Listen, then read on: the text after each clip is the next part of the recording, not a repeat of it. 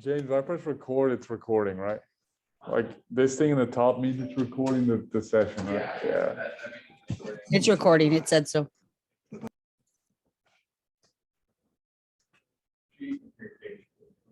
Yeah. I think she's muted though. Okay.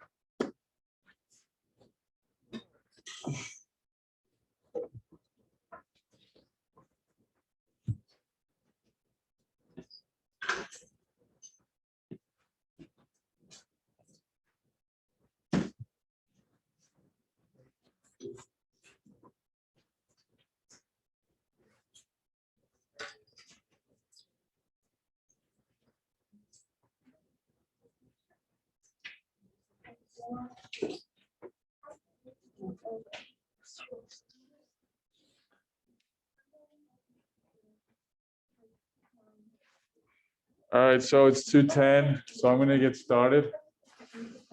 So yeah, welcome to week 12, everybody. Hope everything's going well, midterms, everything. Yeah, it's Tuesday. Fill out the attendance form here. Thank you, James. And also pass the paper around. Yeah, that's what I meant. So yeah, today, to clarify this meme, what we'll be talking about is research. So in astronomy, one thing you'd want to do, obviously, whenever you can, and it's not a big deal if you don't have it, especially if you're a freshman, but research with a professor or a postdoc or a grad student. So here's a little meme about how research in astrophysics is oftentimes largely coding, which is why it's so important to take a class like this. So yeah, we'll just talk about research a little bit. Announcements first, before we get into that. Check-ins will be next Tuesday, November 16th. Just as a reminder, this Thursday, there's no school, so we'll have no class. And yeah, we'll have check-ins Tuesday, last lecture Thursday, and then projects the week after. Thursday day, I think what day will that be? The 21st, that's the day before Thanksgiving. We won't have class because we assume a lot of you are going home. But for example, I will be here. So if anyone wanted to meet for their project or anything like that, I'll be available and I'll have my regular office hours as scheduled. So yeah, go ahead, James. All the instructors will be like here at lecture time, but it'll just be like helping. It'll just be like a help workshop office hour for your final project. So please come if you are here, but don't feel bad if you leave a day early for Thanksgiving. I know I would. Yeah, and make sure you come next week for the picture if you want to be in it of everyone in the class. Yeah, we're planning on doing after Thanksgiving break. Oh, okay. All right. Okay, so let's get into it. So yeah, as we were saying, research in astrophysics largely involves a lot of coding, largely in Python as well. So yeah, Python is super important for all types of research. Here's a little diagram on how research is done. So first you have a scientific question, an idea, you get data from somewhere, you take the data using some instrument, you analyze it, and then you write a research paper. Obviously this is pretty rough, but this is generally the idea. I guess writing a proposal is maybe not something that you would do as much as an undergrad, but you can help. But mostly what undergrads do, as we'll show, is that they'll download the data, collect the data. I don't know about building a new instrument, but maybe they'll take the data and they'll analyze it for the whatever group you may be in or whatever you may be doing. So yeah, this is a general outline. Yeah, as we were saying, analyzing data is probably the most coding heavy and just most of what you'll do, period, in doing research as an undergrad. So whether that be looking at plots, looking through data sets for various things, doing even actual astrophysics through coding, etc., analyzing data is a huge aspect of undergrad research. So yeah, there's different types of astrophysics research. So I know not everyone is astrophysics here, but most people are. So we'll talk about that a little bit. So there's theoretical astrophysics, which is sort of pen and paper, if you want to call it that, where you do sort of calculations and stuff like that, whether it be cosmological or stellar astrophysics, whatever that may be, or computational astrophysics can also be very theoretical, like what James does with the CMB and stuff like that. And then there's also observational, where it's actually data that you've taken rather than just working with pen and paper and nothing sort of from the outside world. So you'll take data with a telescope, for example, you can look at that, and I'll be showing you guys a demo later today. That's why I told you guys all to download DS9, but no worries if you couldn't, it's all good.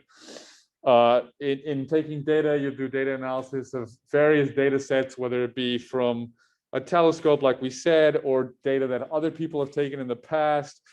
The point is, the difference between this perhaps and pure theoretical is that you're actually working with data from the outside world rather than just ideas of what things are like. Additional observational astrophysics research could involve like experimental cosmology, helping to use instruments and stuff like that, and getting new telescopes to get important data. And in terms of instrumentation, yeah, basically developing instruments. When we say instruments, we usually mean telescopes or, frankly, new code, new algorithms, etc., in order to do better research. So yeah, the first part of any project is to look through the literature. So yeah, astrophysics, what most people do is they do their research and then they publish papers. So these two websites are great resources in terms of you can look at most any paper published in the last 60, 70 years, frankly, and even further, actually. You can see Hubble's original papers, etc. And I'd say archive is sort of where sort of everything is, basically. People upload every day, even when the papers are not necessarily peer reviewed. And ADS is you can more customize your search. It's always peer reviewed papers or daily releases of data, etc. And yeah, both of these websites are super useful for looking in the literature, even for your final projects. If you needed any guidance, it'd definitely be helpful to look into either of these websites and just search for whatever you may want. And then, yeah, so like we said, this is mostly what we'll be doing as undergrad astrophysics researchers, but the question is, how do we do this part, basically? So we do this part largely using code and Python, and then also using data acquisition using other tools. So one of these tools is, for example, Vizier. With Vizier, you have catalogs, tables from papers, everything. So basically, what often happens is you'll see a paper will have a table. You'll say, I want to look at what this table says. I want to see the actual data for myself so I can plot it, etc., manipulate it. So Vizier helps with that. You just sort of follow the instructions and you can extract the table for yourself. Simbad is similar. You can do similar things with that. The Gaia archive is something else in terms of the fact that it has a bunch of photometry and data on thousands and thousands of stars. Galactic astronomy, you can run simulations using Gaia stuff. In fact, you could do whole papers, etc., using just Gaia data, no data that you took yourself. So yeah. So also you could get your own data if you were curious, and I'll be talking about that also a little bit with my demo. You can use the AstroPy to query the data. Using AstroQuery, you can get almost any data you want from any telescope using this. It's super useful. I would look into read the docs to understand it better. But yeah, the point is that most of this stuff, if you go to these websites and stuff, they'll be pretty clear about explaining how to get all this data. And frankly, it's very easy to get it no matter who you are, as I'll show you in a second. So yeah, so also another way to do research and to get data is to do simulations. So these simulations can be coded or ran by you yourself, smaller scale simulations, or you can use software packages or even supercomputers like Mesa, Athena++, and download sim data from supercomputers. So yeah, here are a bunch of images that James will explain for a second that he put up because I don't get them. Yeah, so we talked about simulations a little while ago. I gave a lecture on them. So you kind of know how they work. These are just really complicated. So like all the images I put up here are like from really, really complicated codes like Mesa or Athena++ that have hundreds of thousands of lines and a whole user interface for you to interact with so that you don't have to write it from scratch. You can just tell it what you want it to do and it'll do it for you. So that's like the image at the top right. I actually ran it on my laptop and you could too if you were curious. And this one with like a bunch of fluids, that's like using a hydrodynamics partial differential equation solver, a lot of words. But all these are different simulations with different codes. And usually when you want to do really complicated physics, the calculations get more and more expensive, the more complicated the differential equations become. So that we need to start using supercomputers to do them. If you want to simulate, for example, how light bends around a black hole, that tends to take a supercomputer to do so. Like, and you want to like simulate all the gases flowing around it, or if you want to simulate like the entire universe on a box, that's also something that requires like billions of dollars of supercomputer power. But yeah, that's all I wanted to say about that. Yeah, thanks. Yeah, so simulations are super cool. Like James said, you can work them to do almost anything, and they look so cool like this. Yeah. So basically, yeah, like I was saying earlier, we spend most of the semester in this class learning how to do this part, analyzing data. We learned about NumPy load text. We learned about AstroPy. We learned about pandas. These are all different tools that are super useful, even when you think they might not be for your research. Frankly, as I'll explain in a second, in the research I do when I started, I didn't really know how Python would fit in, but it turns out it's super useful for everything I do and can actually be more useful than the antiquated programs that a lot of astronomers have for what they do in their research. But yeah, basically, here's comparing and analyzing data using simulations. This is the famous picture image of the black hole taken in M87.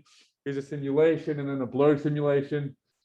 All these simulations are great because they can really tell you what's out there without you having to take pictures, which can be super expensive and impossible at times. So yeah.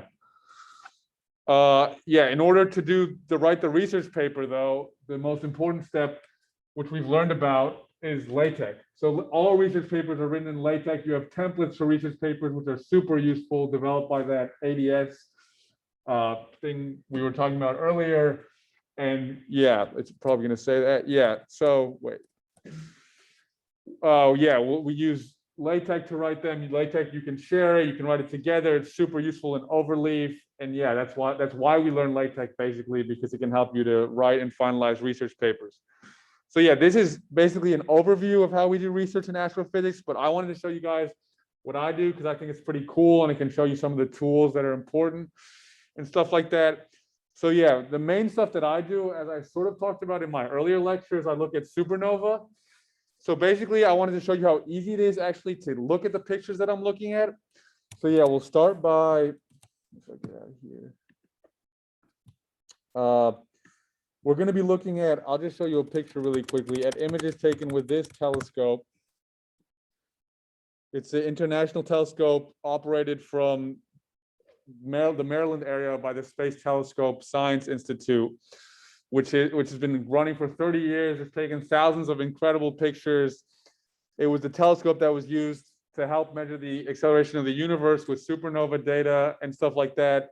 And frankly, I think from my experience, it's been the best and most reliable telescope for the last 30 years, although they're now developing new ones, and we'll see how that goes. But yeah, so basically, in order to retrieve data from this, all you have to do is go to this website, archive.stsci.edu/hst/search.php, and you can search for almost anything. So you could search for you just have to know the name, basically. You could search for a supernova, and it has rows and rows and rows of images of the supernova, even from before the supernova went off. So that's super cool. So you can see how the sky was empty before and how it lit up when the supernova went off, for example. Or you could search for a galaxy like M3.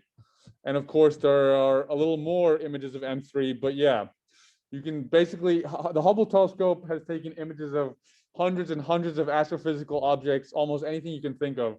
So this is a super useful tool. And basically what I'm showing you guys is what I do. So basically, as part of my research under Professor Filipenko, we submit a proposal to HST in which they image 35 to 40 supernova over the course of a year. And I'm in charge of running the data analysis and photometry on these supernova. So for example, I'll show you guys, this is just an example supernova, SN 2013 EJ.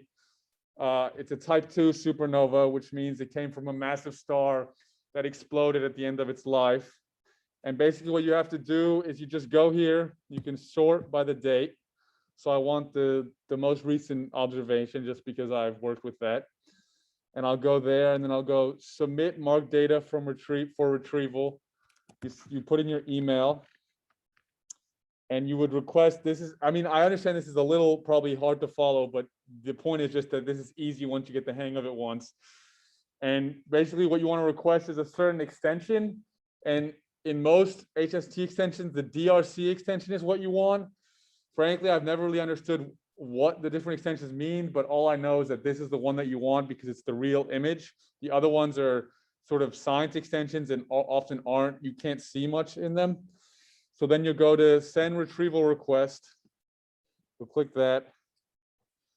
You'll get a number, anonymous 80860.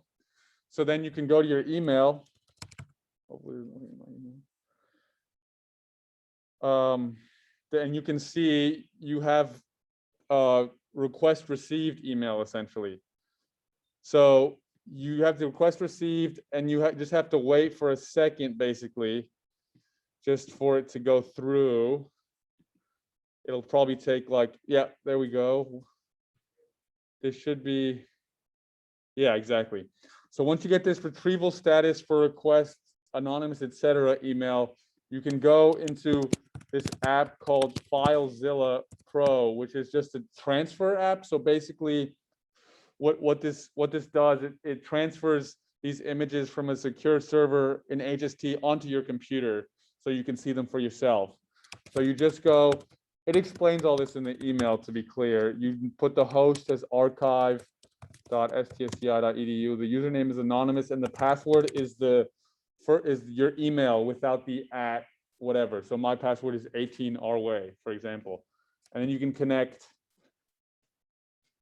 And then it's not. Okay, wait. For some reason it's not connecting, but that's also fine because I have these images anyways. But the point is, I think this may be something with the Wi-Fi. If you do this at home, this will definitely work. And you can just go in and it'll show you that folder that you requested and you can pull it onto your own computer. So yeah, for whatever reason, this is not working right now, but that's fine. So we'll just go into here. And on my computer, I have all these files. I've downloaded them before and I've named them so that's easy for me to see. So I'll go here. And this is why I had you guys download DS9. So basically, before I open this, I'll just explain that DS9 is an app on your computer that can be used to open any .fits file, which is the extension used for most astrophysics images. So these .fits files are just, yeah, basically DS9 just allows you to open them and see them easily. You can also do this in Python, but frankly, for this and this only, DS9 is a little better because it has these various tools that allows you to manipulate the image that are a little harder to do on Python. So once you have DS9 installed, you can just click any FITS file and you can open it like this. You can go to frame, zoom fit, scale. These are just basically, I realize this is a lot popping up right now. These are just a bunch of things you can edit in the image, essentially. So the zoom is just the level of zoom on the image. The scale is the way it's scaling the image, but you usually want to do min-max log. And then if you move your cursor, you can actually make it brighter and actually see the stars. So I like to see it in black and white so that the stars are in black and the rest, the background is in white. So yeah, basically this is a huge image of this galaxy where the supernova exploded. And if we zoom in, we can just see, just for example, yeah, here's a bunch of stars and stuff like that. And basically it's super cool because you can see it in such high definition in DS9 and stuff like that. You could change the color if you wanted. So the really hot points, as you see, are in purple, but I like to look at it in gray and change the color map back. But yeah, you just, all I'm doing right now to do this is I'm moving my 2 fingers on my touchpad, and it changes the brightness and the contrast and the bias, etc. So that's how you can look at this. And then essentially, if we want to now locate the supernova, because what these images are is they're images of the whole galactic region essentially near the supernova. Supernova is just going to be one small point in this. So this is where other useful tools come in, like the transient name server, which is a server in which you can look for any supernova basically and find its coordinates. So if you search for 2013 EJ, you scroll, you click here. This is supernova 2013 EJ.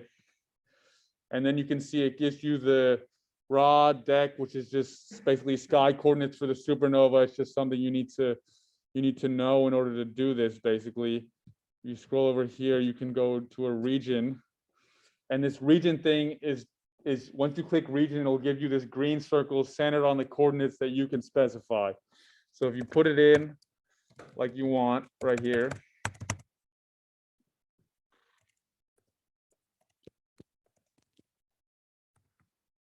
you go like that, and then you just have to zoom.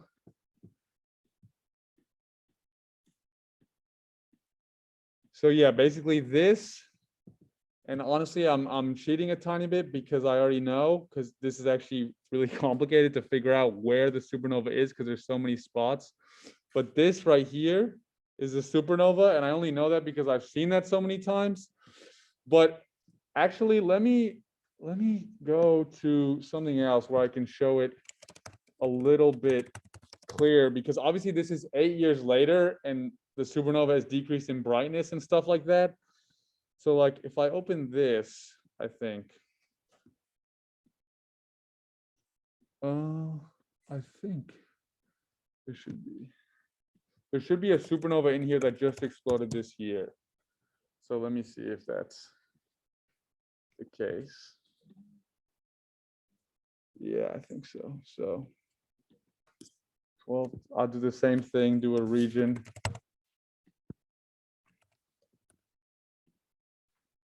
Yeah, as you can see, there was a supernova right here. You see this huge thing with the white streak through it, like that's super bright, like that just exploded a couple months ago. So it's huge right now. And then in however many years, frankly, this is part of why I do this research, because it's confusing how they decrease over time in brightness. But yeah, this is one that happened just this year, and that's the supernova. And then we'll image it again in a couple of years and see how it's changed. But this is why DS9 is so useful, because it can allow you to center in on the region, change the brightness, basically just by clicking your computer. It works on any operating system. And yeah, you can do a variety of things. You could do a region. I didn't mean to do that, but you could get a vector. You could go to region. You could point the vector at the supernova. This is not that helpful right now because we know where it is, but in the case where it's small, like in that image I was just showing you, you wouldn't honestly be able to tell, and you have to use lines to point that out to someone. So yeah, just to give you guys an idea of what that looks like, I'll just go over here. Like you see, this was a supernova that I singled out. I'll just make it bigger just for the time being. Yeah, so you can put 2 lines on, you can create images like this. These are finder charts. So the 2 lines point at right where the supernova is in February 2021 for a supernova that exploded in 2013. So that's why it's far less bright. But yeah, just to give you guys an idea of that. And then this is obviously cooler because the supernova is huge and you can see it really well. I think this is a 1A. Yeah, so it came from a white dwarf that exceeded its Chandrasekhar mass, if any of you guys are in Astro 7A. But yeah, basically, this is why DS9 is super cool. And all these tools can be used to manipulate data and essentially do whatever you want. I'm just thinking, what else can you do You could change the shape. You could get text. You could write.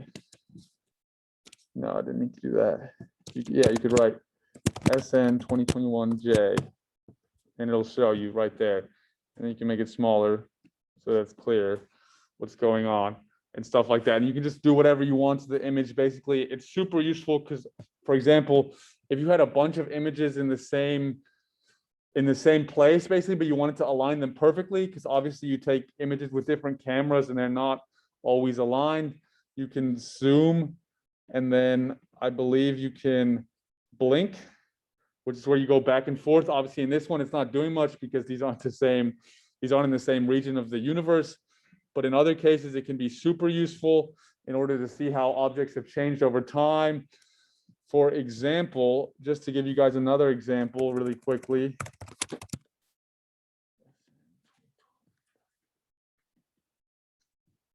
I'm just going to show you guys this.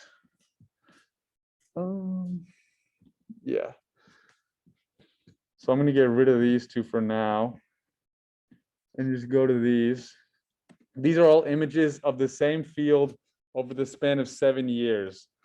So if we go single this out, we open it like this, we got to zoom fit it. We go to the next one, we zoom fit it.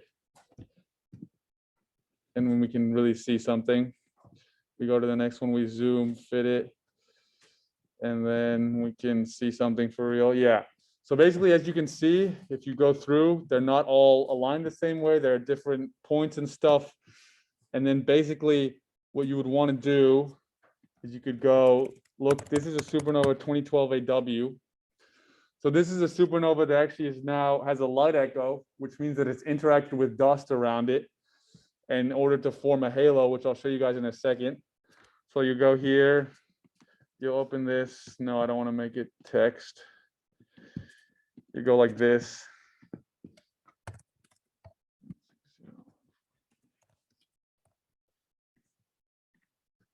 Zoom in. And look here, this is a light echo. So basically the dust has interacted with the supernova to create this ring around the supernova that's this right here. So you can go over, and then just to make this easier, actually, what you can do, you can make the region smaller, first of all. And then center it. Region. You can save the region as DS9, whatever, call it whatever, replace it. Then go to your next image that's in the same field, load regions, open this, and it'll go right to the same RON deck that you just were at. Well, you can see here, this one's from just when it exploded, so it hasn't interacted with enough dust to create that halo. So this is the exact same point in outer space 7 years before. So this is just a supernova now, it's just a bright point. And then if you go finally to the last one and you load regions, you can go in here, zoom in, and you can see, yeah, the halo was just starting to form in 2016. So as you can see at the top, this one's from 2016. And then now what you could do is you could just blink. You can see how it changed. Wait, let me make this a little better. If I zoom in here. Yeah. You can see how it's changing over time. It's obviously, I can make it a little better and blink it in the exact same spot, but you can see how this is one point in space over the span of 7 years and how it's changed. So yeah, these are all various things you can do with DS9. There's even more you can do. Essentially, what I do, if you're curious, once I do this is, once I have located the supernova, I run photometry on this. That's using another tool called Dolphot, which is just sort of a package that runs photometry for you. There's documentation on that. I think that's a little pointless to go into that because it takes multiple hours to run and everything. But at the end, what it outputs is it outputs a file. This is where Python comes in. A file like this that has literally like 10,000 entries and 10,000 data sources where there was a bright spot in the image. So there's like a huge image, and this Dolphart routine just identifies every single bright spot that could be something. Could be a star, could be a cosmic ray, could be a supernova. And obviously, as you can tell, this is a bunch of jumble and it's super long. So in Python, what we can do actually is what I did is if I go to really quickly.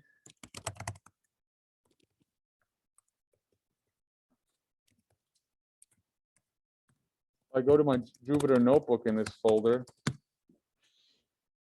Once you have that output with all the potential sources, you can go to this. I made a, oh wait, I guess I didn't do anything in this. But anyways, you could manipulate the file with techniques we've learned in this class in order to specify a certain range you want the coordinates to be in. So basically to explain what that file is in the first two, the third and fourth row, these numbers in the thousands, it's just image coordinates. So like you see how it says X, Y, that's just what those are. So for example, to go back to 2013 EJ, you could just search for, basically a point. What if you wanted to find, how bright is this thing? So you go to the center, it's roughly at 3840. So you can just Command F.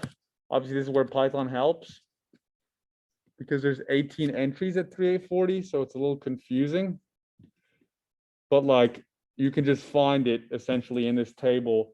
And then I understand it's just a bunch of numbers, so it's probably hard to understand what's going on, but it just gives you the coordinates. And then there's an explanation file that shows you what each of these numbers means. And out of that, you can get an actual brightness for all of these points, but most importantly, the supernova.